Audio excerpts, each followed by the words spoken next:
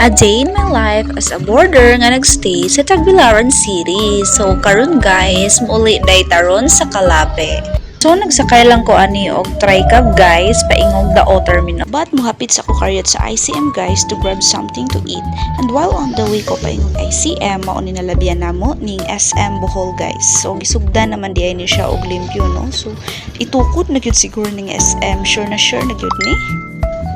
And so mauto, fast forward, naabot na mi ani sa may traffic light guys. So nag-stop sa amin ni Kuya driver ani, red light naman. And basin, masikop niya ta diring dapita, kaget na gyud ni. Pero, so later on, nilarga namin ni Kuya guys kay green light naman. And then finally, naabot na gyud ko sa ICM. Piskay pa unta ilibot-libot but unfortunately daghan ko og bitbit. And malangan ra kog samot kung magbilin-bilin pa ko kay daghan kaayog tao sa ICM guys. Taas pug pila sa laing mga kananan. So maong diri na lang ko sa Jollibee kay medyo gamay-gamay ra og pila. So nag-take out lang di ay ko ani guys para dali ra. Sa bus lang nako kaunon. So mao to nag-order lang ko diha guys og burger and fries take out.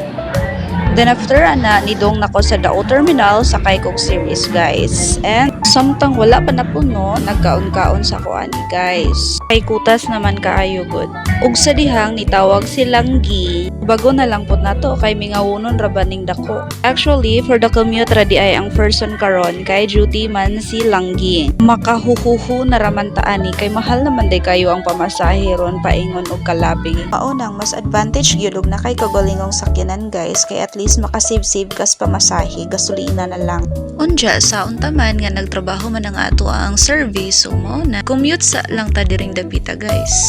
So mauto nagkaon-kaon na lang ko sa bus guys samtang wala pa nilarga. So kay di man taganahan magpadisturbo sa atong kaon guys, aw bahala na silang ging diha basta kay mukaon jud ko diri.